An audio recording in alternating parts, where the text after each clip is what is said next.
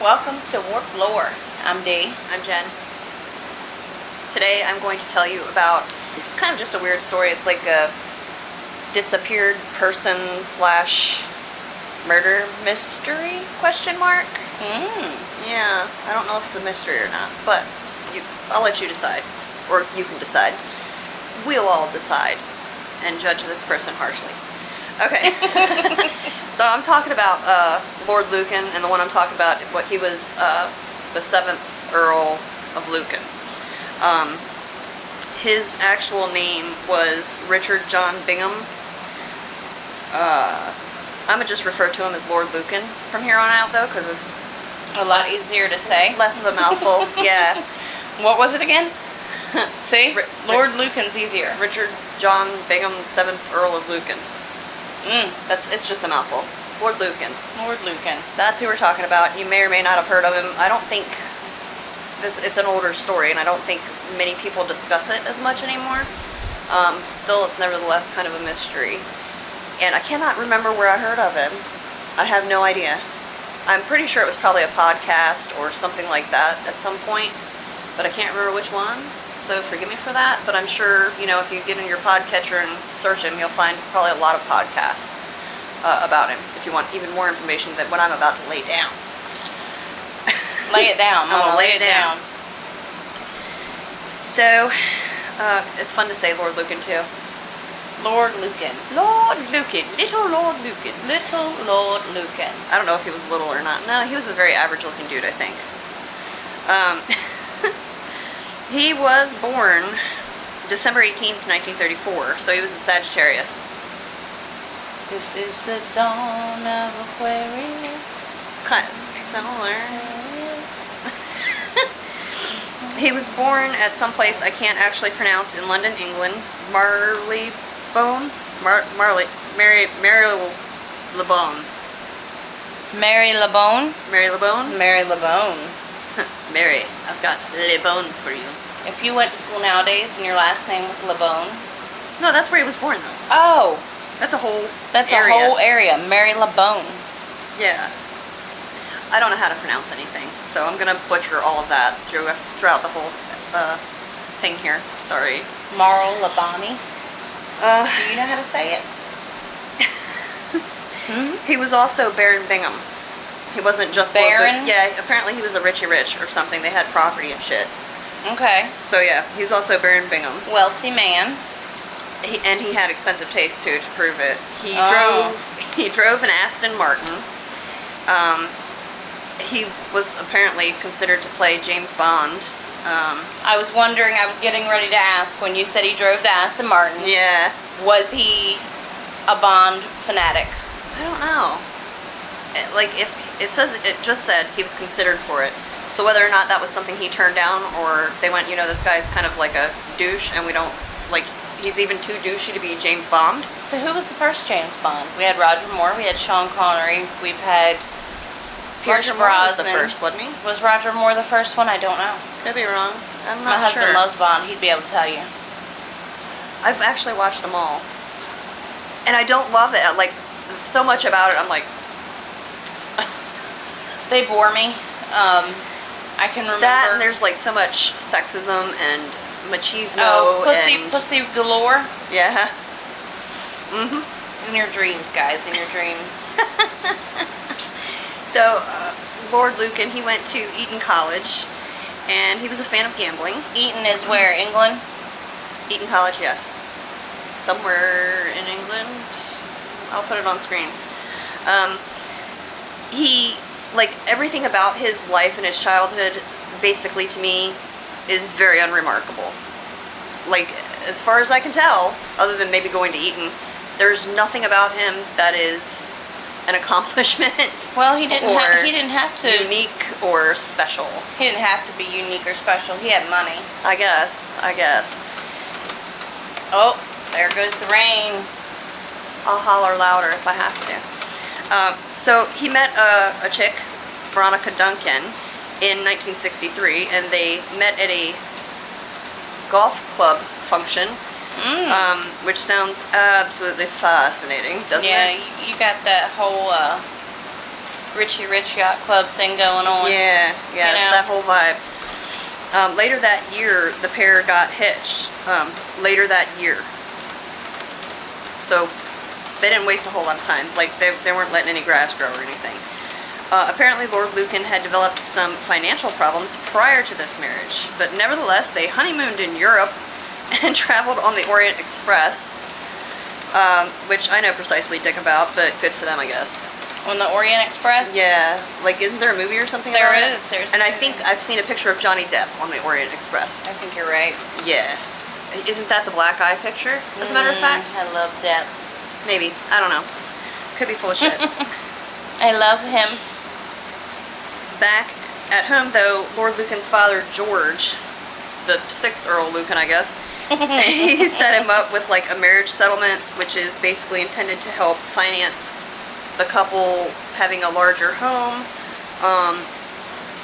support a family and whatnot. So, you know, the goal is just to help them get started in life as a married couple, basically. That's what that was for. He don't seem like he's having too much financial problems. Everyone's helping him He's out. on the Orient Express. He and went to he's in Europe. He could afford to get married. Like, I don't know. Financial problems must be different for rich people. I was just about to say the same exact Yeah. thing. Like, Because if I Our tell you I'm level of- having financial trouble, I'm not going to Europe. I'm not even going to the grocery store if I'm having financial I'm trouble. walking to the food bank. Yeah, exactly. No. I'm rolling up in my beat up 1996 pickup truck that may or may not have all 3 wheels on it. We go into soup kitchens. Yeah, okay? exactly. So, so at this time, Lord Lucan repays some debts with that money that his dad gave him. Okay. Well, at least he was responsible and did that, right? Yes. And he purchases 46 Lower Belgrave Street in Belgravia, which was then redecorated the way that the little wifey wanted. She, you know, had her say so. Which I don't know why that's important, but I wrote it down, so I'm telling you. Well, maybe you were trying to show they weren't really having fucking financial problems. I Yeah, think she's somebody's lying to me. redecorating shit. Somebody's lying to my ass here. Like, they're trying to pull the wool over my eyes and I can fall for that shit. Europe, Orient Express, new home, Redecorating paying the off damn thing. debts. Hell, honey, I can't pay my electric bill most time. Right? Same. Actually, mine's due. It's past due. I want to know what these motherfuckers consider broke. I only have a cool $500,000 left in the bank. I'm having financial difficulties. Right? I can just see the cash dwindling. So a few months after the wedding, George, Lord Lucan's dad, he had a stroke and died. So Lord Lucan got all of the titles in addition to an inheritance of £250,000. So £250,000 is about $325,000 if you convert that to like our currency. I was getting ready to ask, what is that in American moolah? And he got that in 1964. So in today's dollars, that's the equivalent of $2,909,440. So I guess his financial troubles went poof because he was back up over a few million. He was living high on the hog again. Yeah. Yeah. So, I mean, he was set. He was set with that kind of money. It's almost $3 million, $2.9 million. Should have been set, right? Mm-hmm. So by October of 1964, this is, I guess, after his dad died. I don't know exactly the month his dad died, but the same year anyway, they had their first child, which was a girl named Frances, and they hired a nanny named Lillian Jenkins to care for the baby. Lord Lucan apparently had like a daily routine. He was like a dude who, he liked to do things a certain way, certain time of day. Mm-hmm. He was a very routine kind of dude. Like, don't deviate. He had OCD. Yeah, maybe. So he breakfasted at 9 a.m. He had coffee. He dealt with his letters. Like, I've never had to deal with letters. Can you imagine? Like, what I do when bills come in is I just throw them away.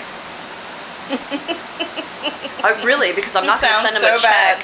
No, I'm not sending anybody a check. I'm not. I'm going to pay it on my phone, or I'm going to call and make a credit card payment or something like that. So just the way you said, I just throw them away. I do. Like, what do I want? I don't want that shit laying around. I just throw it away.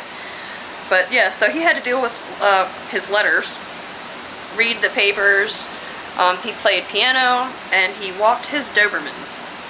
He then had lunch at the Claremont Club and played backgammon in the afternoon. Sounds like he should be friends with Prince William. Probably. I mean, he then would go home to change into evening attire. What was wrong with his day attire? Maybe he was playing racquetball in it or something. Oh, he was all at the sweaty. club. He was all sweaty. Sweaty. Had to come home and shit, shower, shave, make himself presentable, right? Yes. Okay. Well, he did all that, and then he went back to the Claremont Club, the Claremont, whatever, and he spent the rest of the day gambling. Sometimes the wife would watch. Oh, this was his financial problems. Sounds boring as fuck, too. He owed a loan shark some money. That was probably his financial problem. Exactly. He had a gambling issue for sure. Okay, now I'm seeing it. His friends would describe him as like shy and taciturn or quiet and reserved. He was tall and he had an, I quote, a luxuriant guardsman's mustache. Whatever that is. Is that one of luxuriant. those big I'm assuming it's twisty huge. Yeah. mustaches? That's you what know? I'm assuming, like the Pringles can Handlebar. guy. Yeah. Big Yeah. curly Q handlebar Mhm. mustache. Yep, that's what I'm thinking. And he pursued many activities. Gambling was a serious activity that he pursued. He was called Lucky Lucan. But Lucky Lord Lucan. yeah, but his luck was shit, really. Like in 1968, he paid like more to. He liked to race, like speedboats, whatever. He thought he was a race car driver, or race boat driver, or something. So you have to pay at that point in that place and time. You had to pay to be in that contest, that race, whatever it was. Right. So he ended up paying more to get into various races and stuff to race than he ever won. Like, but he kept going. He enjoyed it. Oh man. Had an addiction. He was really great at losing money, it turns out, and Veronica was largely unaware of this. Uh-oh. Yeah. Keeping the wifey in the dark, that's some bullshit. Yeah. Okay. And meanwhile, they had 2 more children. That might have been his financial problem. She was going to kill his ass. Just a little for spending all the money. Indeed. Their next 2 children were named George and Camilla. And Veronica had postnatal depression a bit, so things were getting kind of rough. And Lord Lucan tried to have her treated at a clinic in Hampstead, but she refused. But she did end up being treated at home. She just didn't want to go to a clinic, I guess. He was like, yeah, let's ship her off to this clinic and get her out of my hair or whatever. Because how can I gamble with her looking over my shoulder all the damn time? It was and really crying a and rehab. They're being kind. So they went to Monte Carlo in 1972. Now, all right, they were already having financial trouble in, 68, 64? I don't know. But in 72, now they're going to Monte Carlo for a nice holiday. Yeah, this dude thought he was James Bond. Something, right? I want to see pictures. So, Veronica just wasn't feeling it. So she left the 2 oldest children with the husband, with Lord Lucan. And she and, I guess, the baby, Yeah, the youngest. youngest, Because they have 3 at this point, right? yes, went back to England. And shit was kind of piling up as far as things going wrong. There's 3 kids. Kids are expensive. No way around it, no matter what time in history, they're expensive. I guess maybe cavemen didn't find them expensive, but then it was still taxing to raise a child then, If right? they didn't feed them, they could club them over the head and then they could eat them. You know, it was different with cavemen. Yeah, I guess so. There's benefits to... Were Yeah. cavemen cannibalistic? I don't know. I don't think so. Maybe? I don't know. My brain's just twisted. This is why it's called warped lore. There you go. Okay. So, yeah, the gambling debt, the kids, Veronica being depressed, it's all coming together, and it's kind of putting a strain on their marriage. Probably because Lord Lucan's being a dick about all of it, if I had to guess. Like, I understand that she had postpartum depression, and it is important to recognize that and have it treated, but apparently she was having it treated at home, so, like, leave her the hell alone. Let her do what she needs to do right now. And then the debt, stop fucking gambling, dumbass. And then the kids, if you don't want kids, don't do the thing that brings children into the world. But he wanted these kids. Right. Like, for sure. Well, someone's got to carry on the title. I guess, yeah, he needs heirs. They need heirs. Lords and barons need heirs. That's right. After Christmas of 1972, Lord Lucan actually moved to a small place on Eaton Row, and then later to a bigger place on Elizabeth Street. Veronica had tried to reconcile, but it didn't happen, and pretty much all Lord Lucan wanted was custody of the children, of all three children. So he took to spying on his family, and he even hired private investigators to help him out with that. His goal was basically to prove that his wife was unfit to care for the children. And he kind of, like her postpartum depression, he kind of took that and tried to use it against her, which is pretty shitty. He tried to find doctors who would like agree with him, but they basically just said, yeah, she's depressed and she's anxious. It's not any reason to take her kids and make her life any worse or more stressful. So the nanny, who was Lillian Jenkins, I mentioned her earlier, Veronica fired her in December of 1972, and it seems there was like several in and out at one time or another. One was a 26-year-old named Stefania Sawicka. We're gonna go with that. She said that Veronica had told her that Lord Lucan had hit her with a cane and shoved her down some stairs, that she feared for her safety and told Stefania not to be surprised if he killed her one day. Dun, dun, dun. Yeah, foreshadowing. At one point when Stefania was with two of the kids near Grosvenor Place, which I don't know what the hell that is, but anyway, they were there, Lord Lucan and two private detectives popped up and told her to turn the kids over. They were now wards of the court, and so she did. Like, this nanny didn't know what the hell to do, so she was like, okay, you know, here you go. I guess they looked official and whatever. But they also went and got Frances, who I think was maybe the youngest or the oldest. I'm not sure which way that went. Frances was the oldest. She was at school. Veronica went to the court to get the kids back, but the judge decided to actually hear the case, which took 3 months, June of 1973, and Veronica went to stay for 4 days at the Priory Clinic in Roehampton, basically in case Lord Lucan did try to use her mental state against her. She was thinking, she was like, nope, I'm in treatment.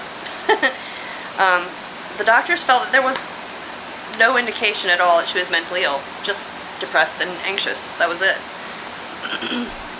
In court, Lord Lucan ended up having to defend his own behavior rather than proving his wife was unfit, as he had intended.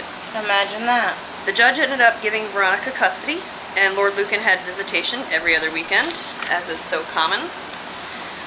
Things still weren't going well, though. Lord Lucan, this dude was out there. He started recording, like, phone conversations that he had with his wife. Like, recording them, and he told the bank manager that she spent money like it was water when he's the one gambling. And well, he's got to have somebody to blame that shit on. I guess. He didn't actually pay any bills on time, so he sounds a lot like me in that way. He probably, when he was dealing with his letters, he was just taking the bills and tossing them. He was like, yeah, dealt with. So when I say he didn't pay his bills on time, it was bills like food delivery. I guess that's how groceries worked. I don't know. But it was food delivery, the milkman, the nanny, things like that. He just didn't pay him on time. So Veronica went and got a job, part-time, at the hospital. And a string of temporary nannies ensued in her household. In late 1974, we find Sandra Rivet is the nanny to the children at that point. Lord Lucan had spent $20,000 pounds.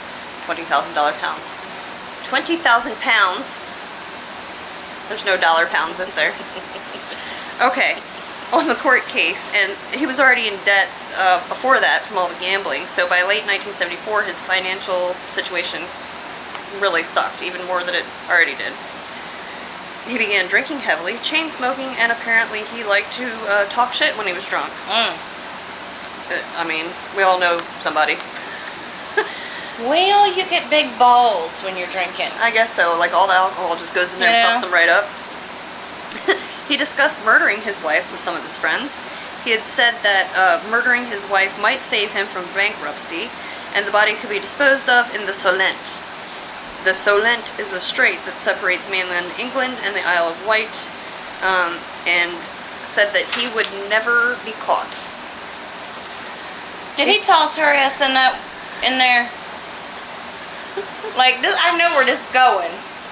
He started borrowing money from friends and family, and he took out loans, and he overdrew his accounts. And meanwhile, he was still gambling, and his luck continued to be shit. So, you know, he was gambling and stuff, but he wasn't winning. Like, dude. He ain't never learning. No, not at all. It's an addiction. They consider gambling an addiction. Oh, yeah. The man ran up, like, another 50,000 pounds worth of debt in about a month. Wow. Can you imagine spending 50,000 pounds in a month? I can barely spend that in a year. I wish I had 50,000 pounds. Me too. I could maybe spend it in a month. I would pay off all my debt. I wouldn't go gambling. Really, I wouldn't throw those bills away. No, I'd still throw them away. Fuck them bills. So Sandra Rivet, she's the nanny, and Veronica are at the home on Lower Belgrave Street with the children on Thursday, November 7th. And Sandra usually went out with her boyfriends on Thursdays, but she had already seen him like the day before, so she switched days and just spoke to him on the phone instead of, you know, going to see him again. Around 8 p.m. is when she spoke to him on the phone. Sandra put the younger two children to bed at about 8:55, and then she headed down to the basement kitchen to make some tea after asking Veronica if she wanted any. So as soon as she stepped into this kitchen basement, she was beaten to death with a wrapped lead pipe. Oh my God. Her killer then stuffed her body into a canvas sack. That was the nanny they did that to? The nanny. Yeah. Yep. Was he practicing? Veronica seemingly has not heard shit. Somebody was beat to death in her basement, which I guess, I mean, maybe she was up a few flights of stairs. I have no idea. You don't know how big Never this heard house shit. is, right? Yeah, exactly. Because she's still upstairs, like, where's this bitch with my tea? Like, has no clue that anything's happened. Where's my Earl Grey, motherfucker? Right? Eventually, she either gets concerned enough or thirsty enough to go and see what the holdup is. So she makes her way down the steps, and when she's to the top of, like, the basement stairs, she calls for Sandra, and at that time, she was also attacked, and she screamed bloody murder. Bloody murder. Her attacker told her to shut up, and she said in that moment she recognized the voice as that of her husband, Lord Lucan. Now, she knows it's him, right? Mm-hmm. And presumably, he knows it's her. But neither immediately gives up the fight. Like, he does not stop attacking her, and she's, like, fighting for her life, or you know, assuming that's what she's thinking. Because she bites his fingers, he slams her face to the carpet, she gets a handful of his nuts and tries to crack them suckers. Mona. Like, yes, girl, yes. And, so he's had enough at about that point. She grabbed his cluster. Yes, exactly. He's had enough, and he lets go of her throat, which he's got a hold of. And then she asks where the nanny is, and he's evasive. Initially, he's very evasive, but then he admits that he killed her. And Veronica's terrified. She tells Lord Lucan she'll help him escape, and that he can stay at the house for a few days, you know, whatever he needs to do. Help her heal, basically, because, you know, she's just fought for her life. So Lord Lucan's like, yeah, okay, let's go upstairs and we'll do that. So he goes up first. Veronica is following behind him. He tells their daughter to go to bed, because I guess she's just standing there. And he goes into a bedroom himself with Veronica. She gets to... What? Oh, she goes to lie on the bed, and Lord Lucan says, no, put some towels down. I don't want you to stain the bed. He done whooped her ass. You got me bleeding all over the place in this bitch, and now you want me to go get a towel so I don't stain your fucking bed? That's like telling someone to stand on the plastic. Yeah, exactly. Can you stand on that plastic, please? Yeah, right there. Yep. I'll be right back. Just stay there. Mm-hmm. He asked her if she has any barbiturates, And he heads to the bathroom to dig around and look for barbiturates. I guess people just had this shit in their bathroom medicine cabinets at the time. Like, I don't know. Maybe. Well, they were probably more free at the prescription pad in the 60s. I guess so. You know? Oh, 70s. 70s. And you're right. Yeah. He wants to get a wet towel because, oops, he fucked her face all up, and now he wants to clean it up. So, no sooner than he enters the bathroom, Veronica jumps up and bolts. She runs to, like a public house, a pub, and it's nearby, and it's called the Plumber's Arms. The Plumber's Arms. Yeah, she literally ran out of there and burst into the local pub. That all fucked up. That's what happened. So I'm guessing it didn't take Lord Lucan a terribly long time to realize that she dipped, that she was out. He called his mom sometime between 10:30 and 11, told her to go get the kids, and spoke of a terrible catastrophe. He said, this is what he tells his mom, that he was doing like a drive-by stalking, basically. He was just riding by, you know, keeping an eye on things up there, and that some guy was fighting in the basement. Veronica and some guy were fighting in the basement. That's what he saw. So he was driving by, and he could see somebody fighting in the basement with his wife. Yeah, with his supervision. So, you know, he's actually a hero. Did he see that person beat the nanny to death too? Like, no, he missed that part, I guess. I don't know. The police got to the house and they found Sandra's body in the sack that in the basement kitchen, and Veronica's taken by ambulance to St. George's. Meanwhile, Lord Lucan, I cannot say his name right, he drives a Ford Corsair to Uckfield, East Essex, which is 42 miles away, to chill with like some of his friends. And that visit was the last confirmed sighting of Lord Lucan. The last time anybody saw him was there. she called some family, and some family went and took his ass out. Maybe. But he left there. Or the nanny's family got his ass. He left there. Maybe. The police investigated and they searched Lord Lucan's residence because remember they were living separately. Actually both of his residences, because he had one at Eaton Row and one at Elizabeth Street. They didn't find anything suspicious or out of the ordinary. His other vehicle, I guess, which was a blue Mercedes-Benz, was still in place and it was cold.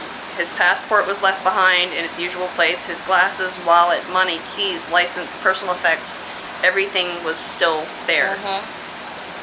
So, poor Sandra, the nanny,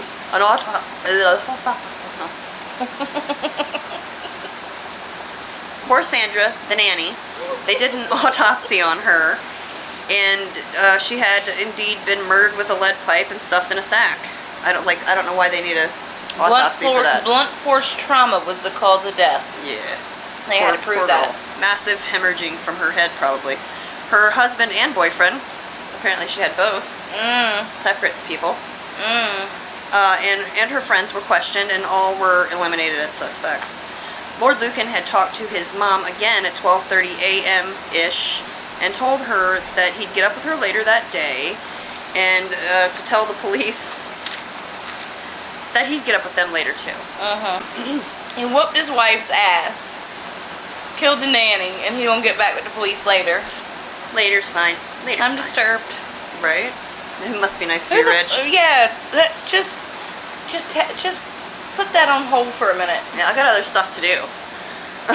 Lord Lucan had written a few letters while he was visiting the friends. I guess it's the Maxwell Scotts, the last confirmed sighting of him. One of these letters was to his brother-in-law, I guess named Bill. He wanted Bill to take care of his children, not his wife. Whatever happens, he did not want his wife taking care of his children, which are also her children. The other letter was intended to resolve some financial issues, so he was still addressing letters. Still addressing that debt. That's right.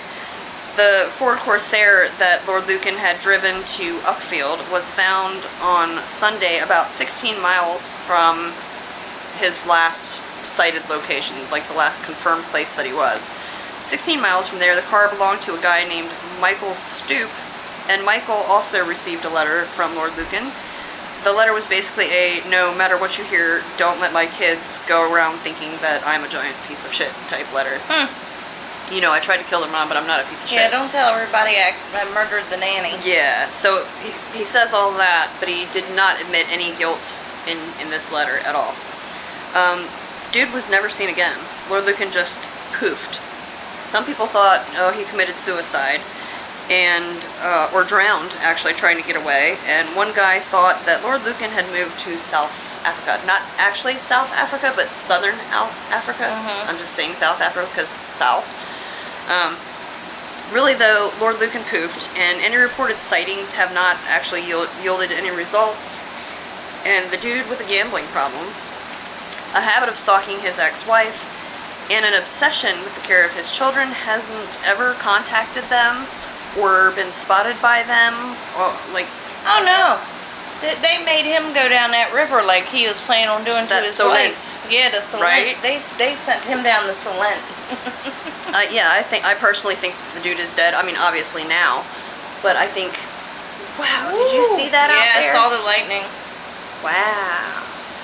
But yeah, I think he's dead. I think he's been dead. What happened exactly? I don't know.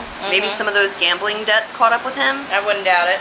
Or somebody who lended him some money or something. I'm telling you, it was either the husband or the boyfriend of the nanny. Maybe. Who knows? I don't know if he drowned trying to escape overseas. I don't know if he managed to hop a plane. I just think he died. I really do. Whether by his own hand or, like I said, some debt or something caught up to him. His ass. Maybe. That's what I think. So the lesson of the story is if somebody tries to kill you, number 1, scream bloody murder. Number 2, don't be afraid to get you a handful of those nuts and squeeze them for all that you're worth. On the flip side, cluster. right? On the flip side, if you're trying to kill someone, maybe just don't, because it's like bad business. Bad business. Yeah, man. Don't leave her in a sack for people to find her. I know how. Like, and not I'm only gonna kill that. this bitch and just shove her in a sack and leave her down here in this basement. How long do you think it takes to heat a kettle of water for tea? I'm gonna say like 2 minutes max, right? You just turn that stove wide open and you get that shit hot as fast as you can. So he beat her to death and stuffed her in a sack. He had enough time to do all that before this woman, in the 2 minutes it takes to make a cup of tea, before this woman upstairs goes, you know what, maybe I should go check on this girl. You know what I think happened? I think the nanny didn't just have the husband and the boyfriend. I think she had herself some little Lord Lucan too. And maybe the wife killed the fucking nanny and shoved her in the sack. Ooh, they were in cahoots. They were in cahoots. It's a cover-up. I don't know, maybe. Maybe. He was having an affair. The wife didn't like it. She killed the bitch. I'm pretty sure, like, his children have been asked, like, I don't know, years and years ago, probably now, but if they've ever seen him or anything, and they're all like, nobody's seen Daddy. That's a shame. And I literally, I think if he was alive, he would still be driving her fucking nuts. I'm trying to think 70s England. Was there a mafia problem in England in the 70s like there was in the States and all? I mean, maybe if he was taking out loans from everybody and all loan that sharks, shit. that's what I was thinking. Maybe a loan shark made him disappear. Boy, he looks like a prick. Doesn't he? His eyebrows are way too close together, too. She'll post a picture. He looks looks like a prick. He does. Now, Veronica's lovely. Look how pretty she is. They look like a very 1970s-ish couple in this picture I'm looking at. Her hair reminds me of mafia women. She got that bob. She's got a Sharon Stone do from Casino. Casino, yeah, she kind of does. But yeah, she's lovely. And he, I mean, maybe if he didn't look like he was pinching off a turd in pretty much every photo, like, look at his face.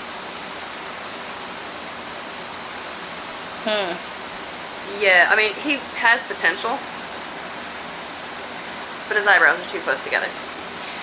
So I can see why they would have chosen him for a James Bond sort. He reminds me of the douche on Twilight. Which douche? That was dating Rosalie. Or engaged Jacob? to Rosalie. Oh, no.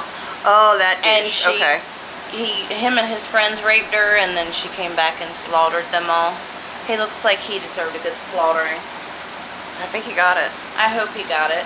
But yeah, that's all I have for you today. Thank you for watching. Bye. Bye.